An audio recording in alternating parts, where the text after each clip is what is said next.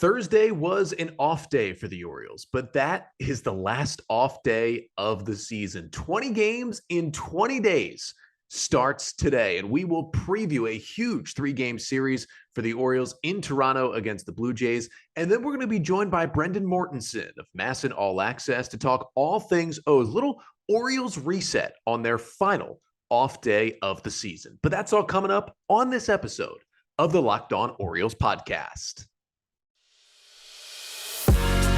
You are Locked On Orioles, your daily Baltimore Orioles podcast. Part of the Locked On Podcast Network, your team every day.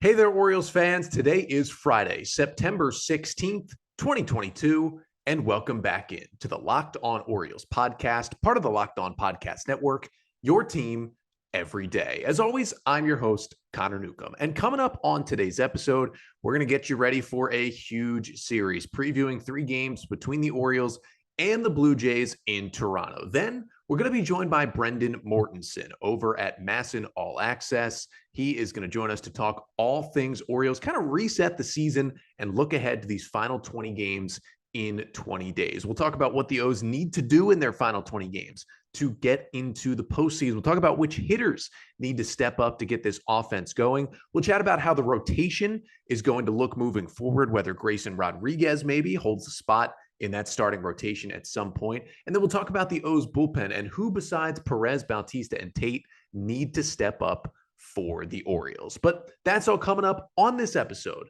of the Locked On Orioles podcast, which is brought to you by BetOnline. BetOnline has you covered this season with more props, odds, and lines than ever before. BetOnline, where the game starts.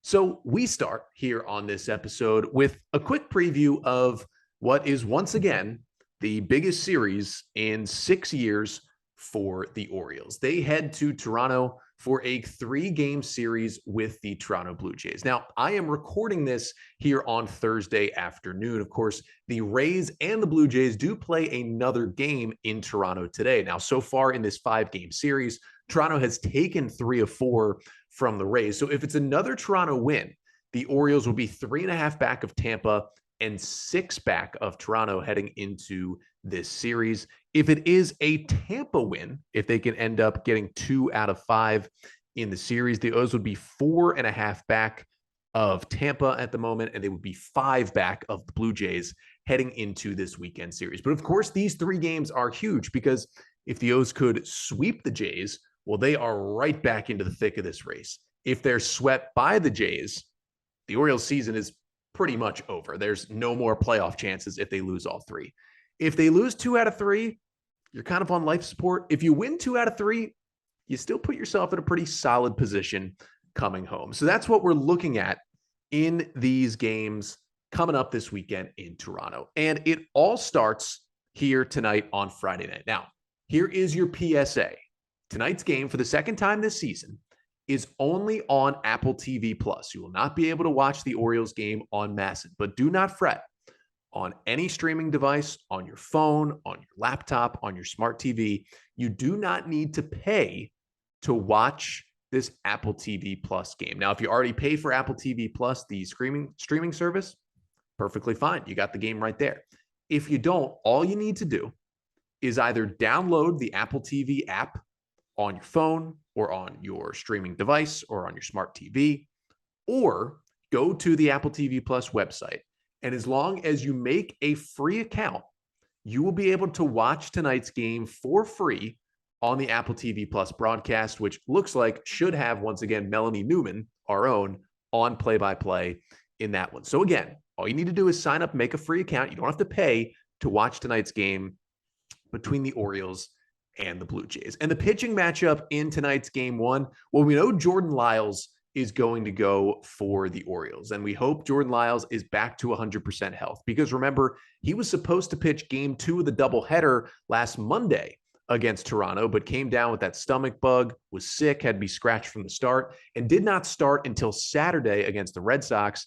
And it did not go well. He couldn't get out of the 4th inning. He allowed 8 earned runs in a game when the Orioles lost 17-4 to Boston.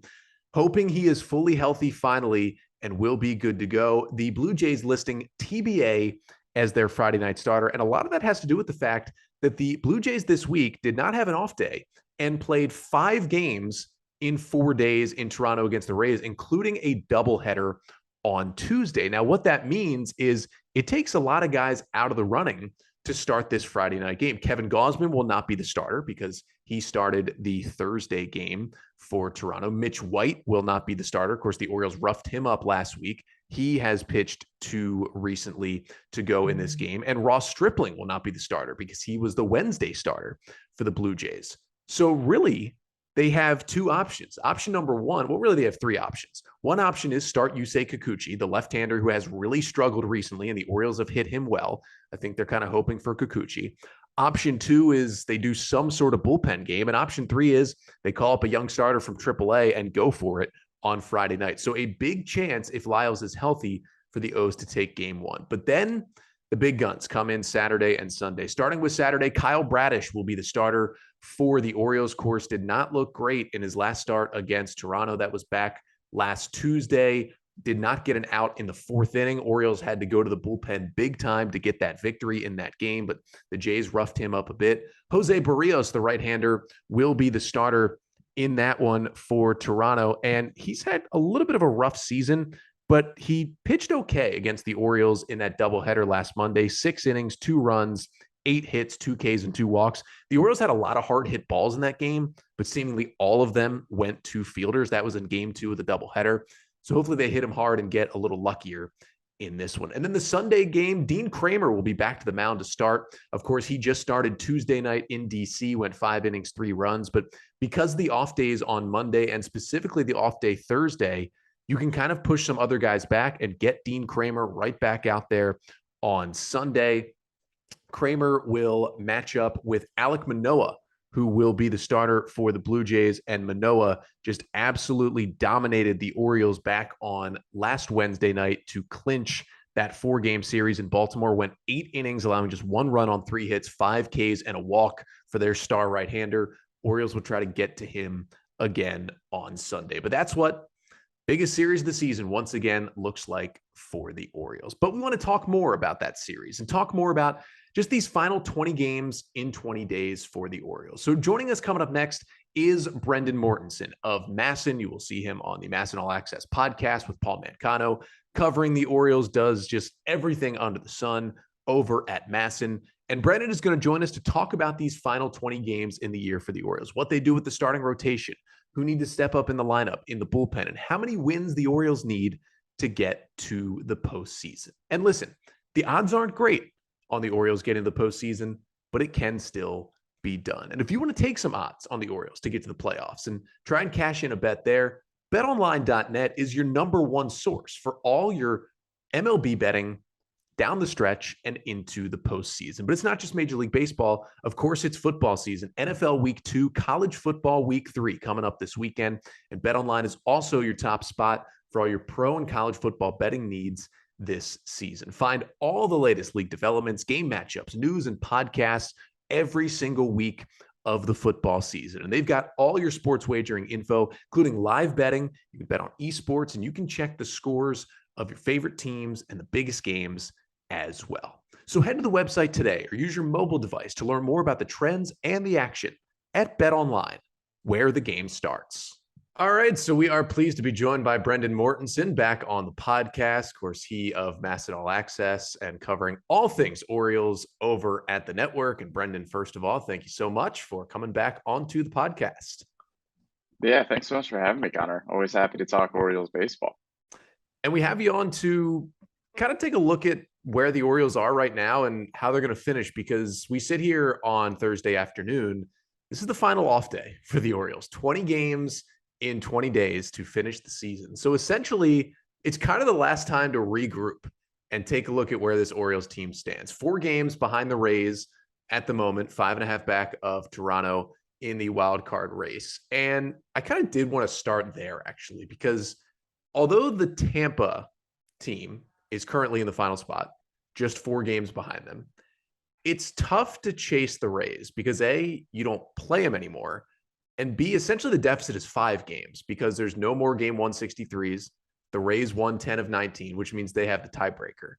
So we almost go into the rest of this season cheering against the Rays and the Blue Jays, but I feel like it's been disappointing that Toronto has dominated that series against the Rays so far, and probably going forward, we should cheer for the Jays, or should cheer for the Rays against the Jays, I should say.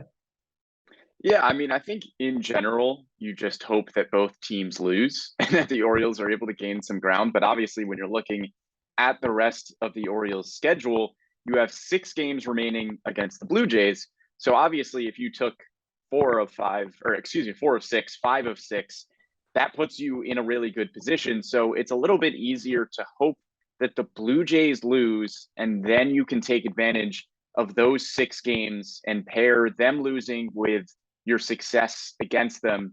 So I suppose even though the Blue Jays are ahead of the Rays in the standings, you still are kind of playing catch up against the Blue Jays just because that's who's on the schedule.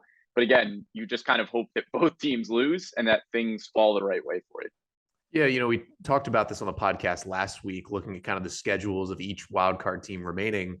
And, at that point, the Rays and the Blue Jays had 9 games remaining against each other. Of course, they're in the middle of a 5-game series right now, and then they play a 4-game series next week. And the thought was, the biggest thing is you want one of the 2 teams to dominate the other one. Like, that's the best thing for the Orioles. Now, it would have been nice if it was the Rays dominating the Blue Jays. But if the Jays want to go just win 8 out of 9 against the Rays, I mean, that's going to help the Orioles as well. Because at some point, you got to chase one of these teams. And the Mariners play, I think, 6 tanking organizations to finish the season. So I have kind of given up on that. But when you look at the Orioles, 4 games back, essentially 5, I mean, they got 20 games remaining. It would take a little more of a deep dive to know exactly how many games they have to win. But it kind of feels like, at least 13 or 14 probably to get into the postseason down the stretch here. Yeah, looking at the final 20 games, you've got 6 games remaining against the Blue Jays. Like I said, you need to win at least 3 or 4 of those games, you would think. I'd say and least then you 4. have, probably at least 4. And then you have 2 teams on the schedule that you need to dominate in the Tigers and the Red Sox. Now, the Red Sox are still not an awful team, but they're the worst team in the AL East right now. You need to do a lot better in that series than you did in the previous one. So you've got 7 games against those 2 teams. I think you need 5 wins there because those are 2 teams that you should beat. We saw it the last 2 days. The Orioles took care of business against the Nationals. That's the worst team in baseball. You had to take both of those games. They did. I think they need to do a very similar thing against the Tigers and Red Sox. And then, unfortunately, they have 4 games against the Astros, 3 games against the Yankees. That's a really tough stretch where you need to think that maybe the Orioles just need to split there at the very least if they want to make the playoffs. Those are 2 really good teams. I'm not expecting domination from the Orioles, but I think you need to win 3 or 4 of those 7. So it's a lot of good teams remaining on the schedule, which is the hard part for the Orioles. This is just kind of the nature of the beast. Playing in the AL East is that as the schedule gets down the stretch, you need to beat good teams in September to make the playoffs. You need to dominate against the bad ones, and they have a few bad ones on the schedule in the Tigers and Red Sox, but you're going to need to really show up against some really quality teams. Yeah, and even when you put it that way, like best case scenario that you were talking about, it's still, a 13-7 record. And that's going to put you in a pretty good spot, but you still need the Rays to go like 8-12 down the stretch to catch them. And so at some point, it's going to take one of 2 things. Well, one of 3 things. If the O's just went and took 5 or 6 from the Blue Jays, that's one way to get in. Another way is the Rays collapse against a tough schedule. They have the toughest schedule out of all these wildcard teams. And the third thing is really the Orioles just get insanely hot. Like you play somewhere close to your 10-game winning streak earlier in the year. You just rattle off a bunch of wins. And that's what it's going to take because, 4 games in 20, that's makeable, but you're competing against teams that have more talent than you. And so at the end of the day, it's going to be tough. But for the Orioles, I think we know that what's going to happen is the offense is just going to have to pick it up. And Gunnar Henderson carried this team on Wednesday night, but he can't do that down the stretch. And he's not going to hit like this for the rest of the year. He's 21 years old. He's going to go through maybe at least a mini slump at some point. So you have Adley being Adley. And I feel like Cedric Mullins has swung the bat fairly well in the second half. And then, you do have Ryan Mountcastle swinging it better, and obviously Gunnar Henderson. But at times this year when the O's have heated up, different bats besides those guys have gotten going. Who do you kind of key in on, one or two guys you think, all right, this guy needs to heat up now for the O's to have any shot? Well, there's a few, and I'm glad that you mentioned kind of the stars in this lineup because that's not really where you need the production to come from if it's getting added on. Obviously, Adley Rutschman, you need him to play well. You need Cedric Mullins to play well, but those are the guys that you expect to play well, and then you need to win on the margins a little bit. The two biggest guys that I look at are Ryan Mountcastle and Austin Hayes, because this lineup is completely different when those two guys are playing well. With Ryan Mountcastle's struggles, the middle of the lineup has pretty much been Adley Rutschman batting second, Anthony Santander batting third, and then you don't really know where the power or production is coming from after that. As you mentioned, Mountcastle has been playing better lately, and that's really encouraging for the Orioles. You need him to continue to get hot.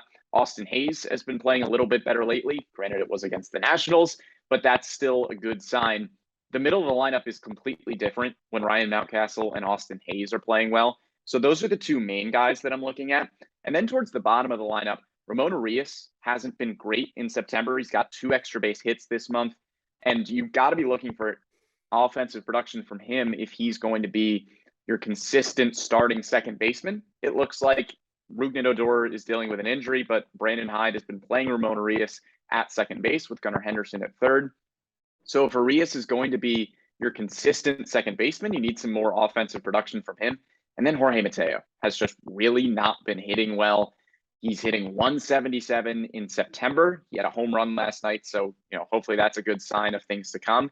He's too good defensively to take out of the lineup, but he can't just be a black hole at the middle of the lineup. So those are kind of the 4 that I'm looking at. Mountcastle and Hayes, hopefully in the middle of the lineup, and then on the margins towards the back end of the lineup, Ramón Urías and Jorge Mateo.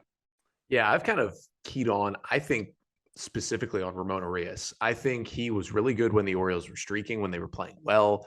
And we've seen, he's such an interesting hitter because I think long-term, he's not a huge piece of this Orioles team. But if he is hitting in the spot he's in right now, which is he's pretty much in the lineup every day, when he elevates the ball, he's got really good exit velocity numbers. Like his average exit velo is in the top 50 in all of baseball at times. When he hits the ball in the air, he's dangerous, but his ground ball rates are just absurd. He beats everything into the dirt, and he kind of doesn't become super valuable offensively. Now, great defender, third base and second base really helps this team. But if he can hit, and the thing is, you look at these Orioles lineups right now, I mean, he's never hitting below 6th, it feels like, recently. And he's hitting the 4 hole at times when the Orioles have switched up the lineup a little bit. They're going to need more production out of him. And I think him just getting on a 2-week hot streak could just help this team absolutely immensely right now because they just need another bat. And I think I've kind of gotten to the point where I realized that the Orioles just aren't going to hit the ball out of the ballpark like the Orioles of 5-6 years ago are. And obviously Baltimore has something to do with that. But if Ramón Urías can get a little bit hotter, that would be key. But we'll switch things over to the pitching side and wanted to go to the starting rotation because, we saw a little bit of a mix up in Wednesday night's win. Tyler Wells continues to get stretched out coming back from the oblique injury. He throws 4 innings, pounding the strike zone like he's done all year. Only 2 hits he gives up, unfortunately, are 2 solo home runs, and he leaves after 4. Of course, Spencer Watkins was sent down to AAA. It's going to be a few more days before he could technically be called back up if the Orioles wanted to. And then Austin Voth pitched out of the bullpen on Wednesday. Now he pitched 1 inning, looked a little rough, but got a 0. That isn't going to stop him from starting again in 3 days plus. So the Orioles obviously have Lyles as long as his stomach is all good. They have Dean Kramer. They have Kyle Bradish as kind of the guys who are leading this rotation right now. And then you have Wells and you have Voth, and then you have Watkins in AAA. And you have a guy like Grayson Rodriguez kind of looming. He's now back in AAA. So at least the next time through, because now without any off days, the Orioles have to have 5 starters at all times. Do you see it being the next time through those 5 guys with, Voth going back into the rotation? Or do you see another move being made where potentially I don't know, an Aiken starts or a Watkins comes back, or they do keep, Austin Voth in the bullpen? I think it's all dependent on Tyler Wells. As you mentioned, I think Jordan Lyles, Dean Kramer, Kyle Bradish, those three are locks. They have all been pitching really well. No reason to take any of them out of the rotation. Austin Voth has done nothing but prove that he should be in the starting rotation. He has a 2.78 ERA in 19 games with the Orioles. That guy should be a starter. I know he came out of the bullpen yesterday in that weird kind of piggyback situation with Tyler Wells, only pitched 1 inning, but I think Voth is a solid rotation arm. Tyler Wells is the question mark for me. Yesterday, he threw 50 pitches, got through 4 innings. Maybe next time he goes to 60-65, he works 5 innings, 6 innings. If he goes 5 innings, that's enough to get you to the bullpen. That's enough to bring in a DL Hall or a Keegan Aiken and get through the rest of that game. But if he's not going to go above 50 pitches, I don't really know what the plan is for him exactly. If he's not going to go more than 4 or 5 innings, then maybe you need an Austin Voth or a Spencer Watkins as a consistent piggyback guy behind Tyler Wells. So I think it's just all dependent on how long the Orioles want to stretch Tyler Wells, because if he's only going 4 or 5, then maybe Austin Voth needs to be coming out of the bullpen for Tyler Wells' starts, and then you need Spencer Watkins to start games instead. I would assume that the Orioles are going to continue to stretch out Wells a little bit. He's gone 2 innings and then 4 innings in his 2 starts back from injury. If he starts going 5, I think you're fine with Tyler Wells, and then the starting rotation goes back to kind of normal with Tyler Wells and Austin Voth filling out the backside. But if Wells isn't going to go any deeper into games, then maybe you need to reconsider.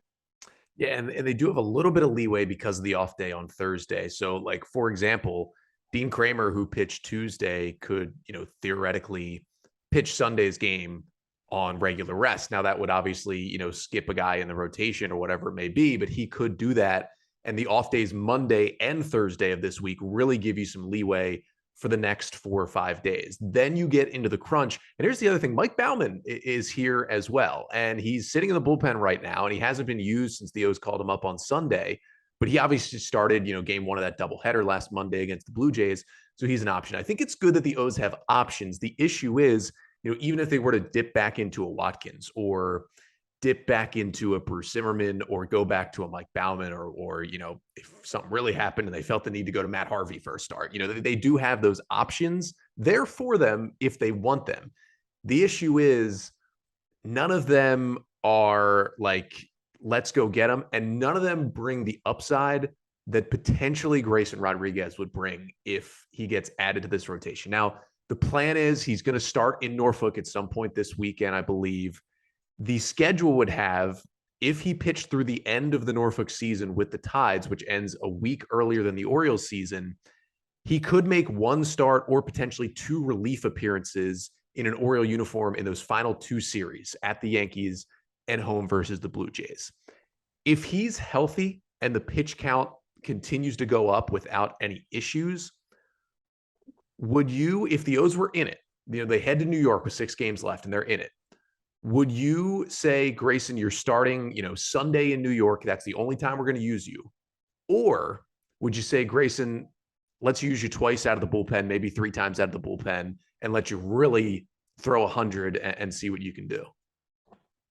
Man, as fun as it would be to see Grayson Rodriguez in the big leagues, I just don't know if I see it happening. That's not anything against Grayson Rodriguez or his talent. But when you're looking at the Orioles starting rotation, I know there's a possibility for a crunch. Spencer Watkins has put up really good numbers this year. Mike Baumann looked pretty good in that spot start that he made in the doubleheader, as you mentioned. Grayson Rodriguez is still a rookie. I know it's completely possible that because Grayson Rodriguez has so much talent, he just gets called up to the bigs and he lights the world on fire. I know that he is a better prospect than DL Hall. We have seen him have a lot more success at AAA than DL Hall did, but DL Hall came up and struggled. And we love DL Hall as a prospect. We think he's going to be really good in the starting rotation in the future, but he was getting his first taste of the big leagues. And for Grayson Rodriguez, yes, I think he's going to have a ton of success in the bigs. I just don't know how quickly it's going to come because it's a massive jump from AAA hitters to major league hitters. And when you've had some established arms like Spencer Watkins, who I know doesn't have as much just raw talent as Grayson Rodriguez, but what has he done this year to say, okay, he needs to be taken out of the rotation? I know he was the odd man out to go back down to AAA Norfolk once Tyler Wells came back. That's just a situation where Wells is the better pitcher, had better numbers, and Spencer Watkins was just kind of the odd man out. But I think if you're looking for a spot start or just extra innings, I think you'd look at Baumann or Watkins before you'd look at Grayson Rodriguez, because I just can't really find an arm in this starting rotation that you would take out. And I don't know if I would want Rodriguez starting in place of a Watkins or a Mike Baumann, who have had a little bit of success at the major league so far. And again, that's nothing against Grayson Rodriguez and his talent. There's just no guarantee that it's going to show up in the bigs right away. Yeah, I think I'd call him up. I mean, I don't know what role I'd pitch him in, and maybe it would just be out of the bullpen. Like maybe I'd stick him in the bullpen, tell him, hey, we're going to throw you at least once in this final week, but just be ready. Because the O's are going to have to add him to the 40-man roster anyway this offseason. So this isn't like, speeding up that clock if they put him on the 40-man and, get him to the big leagues. And there's workarounds where they could get him on the playoff roster if they, got him up there. He had success and that happened. And I do think, and I'm sure you probably agree, if the Orioles are mathematically eliminated by that last week, that probably changes that conversation. Oh, sure. They'll probably give him, I would think, a start at the end of the year, like a controlled start, like hey, you're pitching 3 innings. You have a 65 pitch cap, and you're going to throw this game, sure. And whoever Spencer Watkins or Austin Voth is going to come in behind you after this game. But that would be if the O's were obviously out of the race. They would probably wait till that last series, so it's a home start, and even if the O's are out of it, you get a bunch of people to come to the park for his major league debut. But if they're still in it, I would still use him. I would be cautious, and what I might do is if you had a Voth in the bullpen or a Watkins in the bullpen or a Baumann, I would tell that guy, be ready in the first inning. And we're going to let Grayson let it rip. And if he walks 3 guys in the first 2 innings, well, Austin Voth, you're coming into the third, and this is your day. And if he doesn't, we just kind of let him roll. Because at the end of the day, if the O's are still in it, yeah, in that last week, it's going to be huge games. And you don't want to mess anything up. But they've been playing with house money so long. If you've got a guy with that good of stuff, who was dominating AAA that much, before he got injured, you might as well throw him out there, because at the end of the day, his potential peak is higher than anybody the Orioles have on the roster right now in terms of pitcher. So if he can hit that, which again, not super likely in your first major league outing, but guys have done it. I mean, Steven Strasburg came up and basically looked like an ace from pitch number 1 with the Nationals. Now, I'm not saying it's going to happen with Grayson, but it's certainly something that could happen. And I would definitely at least call him up to use him, even if the O's were still in the race in that final week. But speaking of the bullpen, that's where he could pitch. And this is kind of the last thing I wanted to get to. We saw Brandon Hyde on Tuesday night be able to just use his 3-headed monster to get 4 innings and get a win in game 1 against the Nats. Dylan Tate and Ciano Perez, and of course, Felix Bautista. They have been the guys. And some of the other, middle relievers have had some struggles lately. And Hyde has, I think, made it clear by his decisions. He 100% no doubt trusts those 3 guys that I just mentioned. And then in certain spots, he trusts the other guys, but none of them have risen to the level of the top 3. Now, what we saw Wednesday was something a little different, where Hyde only used Perez out of those 3, and he got an 8th inning out of Jake Reed in a 4-run game, a 9th inning out of Brian Baker in a 4-run game. He used DL Hall in a key spot, and Austin Voth in the key spot out of the bullpen. The Orioles are going to need those guys to pitch well out of the pen, because when you have 20 games in 20 days, you cannot survive with 3 relievers. I don't care what the Nationals did in the 2019 postseason. You cannot survive with just 3 relievers in that long of a stretch. So my question is, who do you think needs to just pull it together and have a 5-outing scoreless stretch and pitch in these high leverage spots? Because Felix Bautista cannot pitch more than 3 days in a row. Like, he's going to need to sit, and these guys are going to need to sit. Who do you see stepping into that role? Because again, if the O's are going to get in the playoffs, somebody's going to have to step up and do that out of the bullpen. Yeah, there's 2 names that you mentioned that jumped out at me. First one being DL Hall. We know the talent is there. We have seen it. We've seen the flashes. He needs to be more consistent. He had that really rough outing against the Blue Jays, but he's looked pretty good since. it would be huge for the Orioles and Brandon Hyde to be able to use DL Hall as another high leverage lefty if CNL Perez isn't able to go one game. If you can start throwing DL Hall in the 7th inning rather than the 5th or the 6th, I think that would be a huge development, not only for the Orioles, but also just for DL Hall's personal development, to feel like he belongs in the bigs, that he can get hitters out in high leverage situations. And hopefully, as the Orioles are transitioning him into the starting rotation for next season, he can carry some confidence over the final few weeks of the year here into next season. So I think DL Hall's progression would be massive. And then I really like what we've seen from Jake Reed so far. I mean, he's only had a few appearances with the Orioles. He's bounced around the league a lot, but he's been bouncing around good organizations, which makes me think that good organizations have seen the kind of stuff that Jake Reed has. We saw it yesterday. If hitters aren't used to seeing that arm slot and delivery, it's really funky and it's really hard for hitters to pick up. I think Jake Reed is somebody who could potentially turn into, again, a 7th, 8th inning guy. You're not looking for a closer out of the rest of this bunch, because if Felix Bautista can't go one night, then you're probably closing with Dylan Tate in the 9th inning. But DL Hall and Jake Reed are two names that jump out as potential arms who could come in the 7th inning and pick up some high leverage work. Yeah, and I agree with that. And I think Reed, he's not going to be pitching in a 1-run game in the 8th. But if you're up 3 in the 8th and you want to give Dylan Tate a day off because he's pitched 2 days in a row, you can almost funk your way out of that 8th inning just with the way he throws, like just with deception and sinkers and sliders. And I mean, it looks like he's going to get Tommy John after every pitch when I watch him throw, but it somehow works. I do want to shout out Brian Baker.